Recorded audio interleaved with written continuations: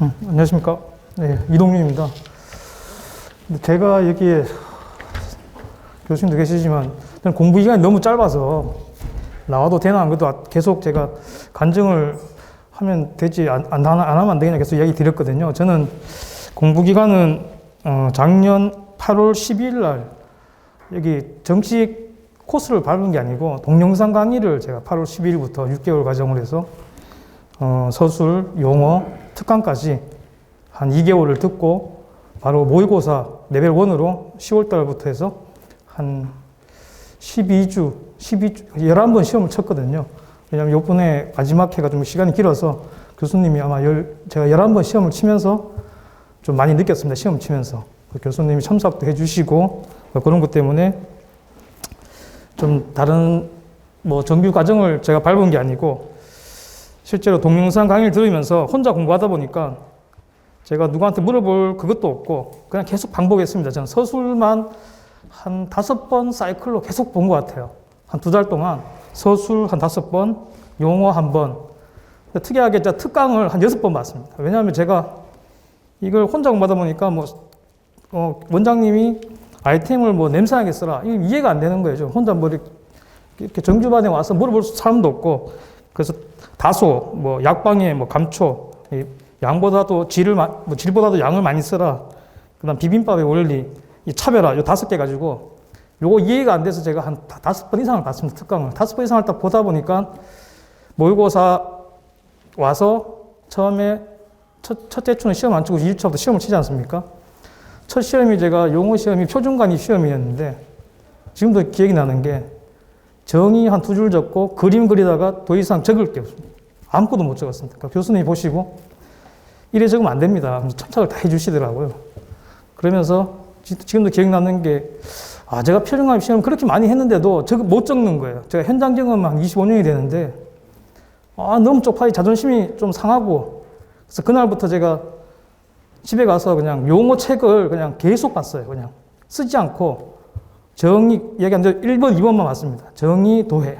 정의도. 왜냐하면 3번, 4번은 교수님이 계속 얘기해 주시는 게 계속 특징, 그 다음에 시공식 유의사항, 아니면 비교표, 그런 거를 만들어 갈 수 있으니까 1번, 2번만 키워드하고 도해만. 그렇게 해서 이번에 안 그래도 저는 용어를 별도로 공부한 적이 한 번도 없습니다. 그 다음에 동영상도 한 번밖에 안 봤고요. 그래서 윤석민 교수님 오늘 처음 봤습니다. 오늘 제가 미안하지만 오늘 처음 봤고 계속 박 교수님 밑에 계속 제가 한 12번 시험을 쳤고요. 근데 제가 시험을 치면서 공부 기간이 실제로 동영상 강의해서 한 2개월, 나머지 모의고사 한 4개월 해서 근데 공부 시간은 제가 숙제를 다 했습니다. 근데 동영상 강의를 하면서 여기 대리님도 계시지만 그걸 하려고 모의고사 금요일 날 수업을 들으면 토요일 날은 거의 한 20시간씩 공부를 한 것 같아요. 공부가 아니고 숙제를 했습니다. 숙제를. 공부를 한 게 아닙니다. 거의 저는 1, 2번을 한 번도 안 적었거든요. 1, 2, 3, 4번을 다 적어야 되는 겁니다. 모의고사에서. 왜냐하면 동영상 강의 할 때부터 숙제를 안 했기 때문에 그거를 하려고 1, 2, 3, 4번을 다 적었습니다. 그러니까 한 토공사 하도 이게 모의고사 숙제도 해야 되고 또 그것도 숙제로 해야 되니까 이 시간이 토요일하고 일요일 날 한 10시간, 20시간을 해야 빠듯했거든요. 그것도 머리에 드는 게 하나도 없습니다. 그냥 무의식적으로 계속 적었어요. 그걸 하다 보니까 제가 용어 1교시 시험을 치고 나니까 25분이 남더라고요. 이게 속기가 어마어마하게 빨라졌어요. 이게 원래 빠르지가 않았는데 교수님이 숙제 내준 거 하다 보니까 10문제를 다 10페이지, 저는 용어는 무조건 한 페이지, 서술은 무조건 3페이지 썼는데 1, 2, 3, 4교시에 시간이 다 남았어요. 1교시 시험 치고 한 25분 남아서 저 사람이 포기를 하고 나가는 게 아닌가 그 정도로 저를 알아보시더라고요. 제가 제일 먼저 나왔기 때문에 제가 10페이지를 다 보고 다 적었는데도 나가는 걸 보시고 저분은 그냥 중간에 나가시는 사람이 이렇게 봤을 겁니다. 거기 시험 감독관들이. 그리고 2, 3, 4교시도 거의 한 10분에 15분씩 다 시간이 남았어요.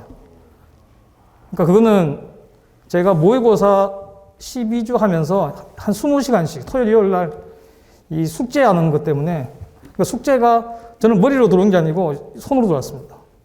그 시험을 칠 때도 제가 좀 용어가 점수가 제가 생각에 잘 나왔다고 생각되는데 아마 시험 문제를 콜드 조인트에서 쓰시오 그랬으면 저는 떨어졌을 것 같습니다. 근데 콜드 조인트의 대처 방안에 대해서 쓰라고 그러더라고요.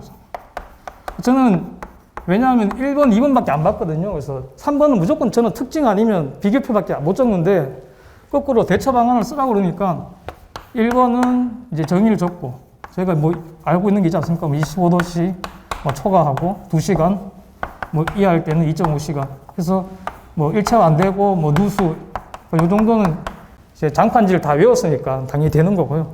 그 두 번째 도해를 보통 아마 이렇게 아마 그랬을 것 같아요.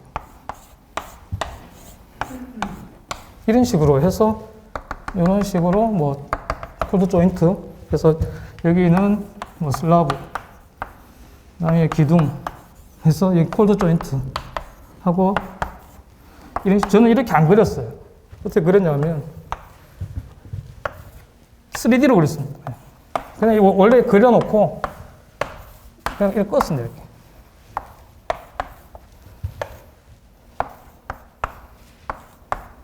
그려놓고 여기서 기둥, 슬라브. 굳이 기둥만 콜드 조인트가 있느냐? 아니다. 기둥, 여기도 콜드 조인트, 슬라브도 콜드 조인트. 왜냐하면 저도 시공회사에서만 25년을 근무하다 보니까 실제로 얘네들이 바라보는 그 방향을 좀 적어야 되지 않느냐, 답에.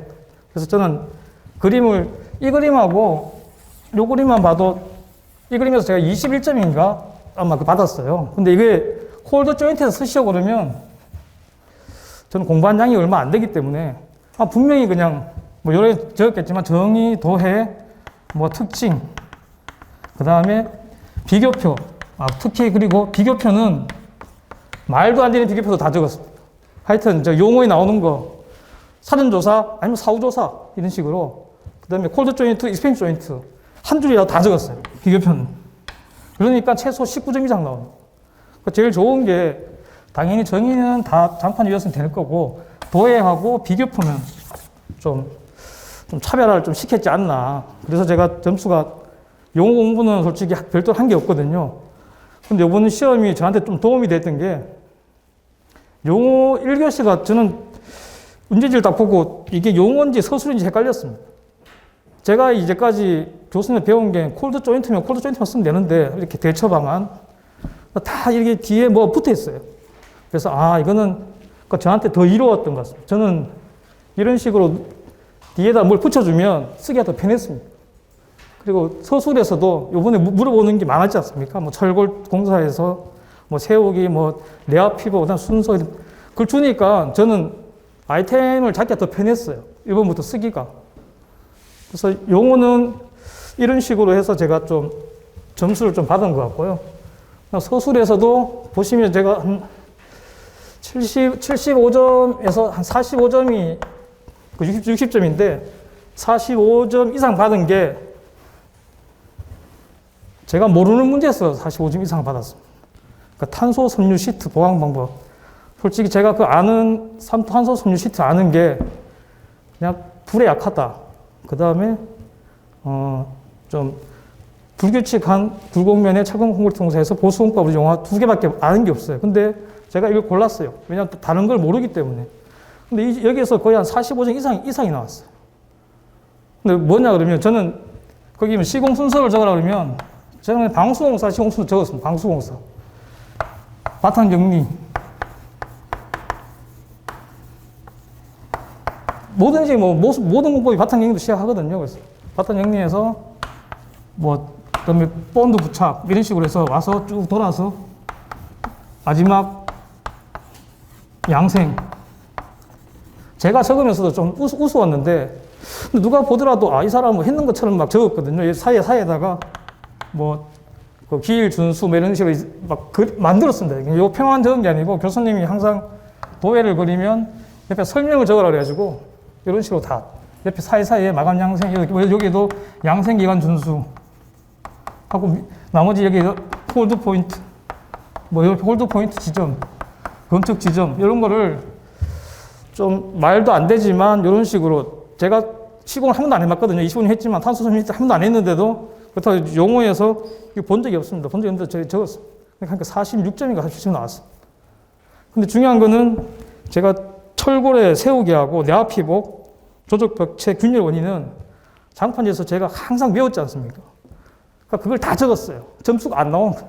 한 40, 한 3점, 4점.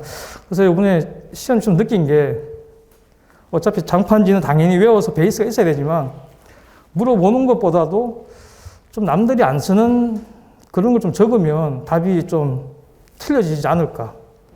좀 그걸 좀 제가 이번에 점수를 이번에 점수 각개별 점수 나온 거 보고 그걸 좀 많이 느꼈습니다.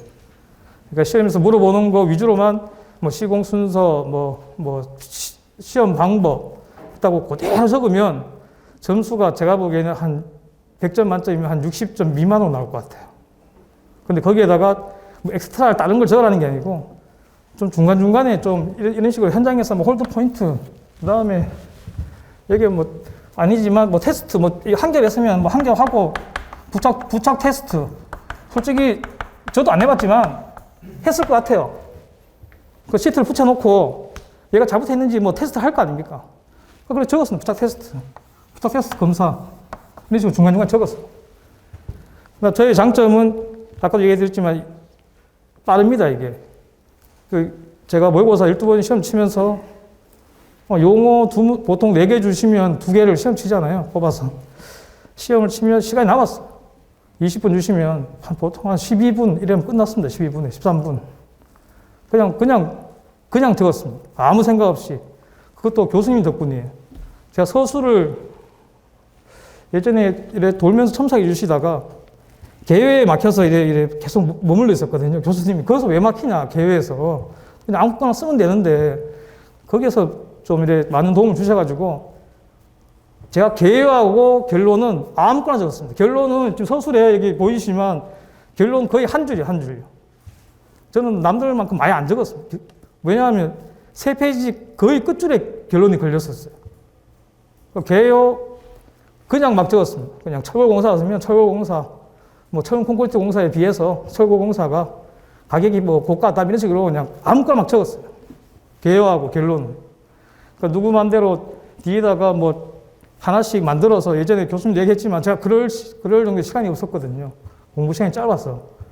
그래서 이번에 교수님도 그때 마지막으로 이야기해 주신 게 저한테 용어는 한 페이지를 채우는 시험이 되길 바란다. 그런 식으로 이야기 하셔갖고 저도 시험 치면서 페이지만 다 쓰고 나오자. 이런 마음으로 시험을 치러 간 거지.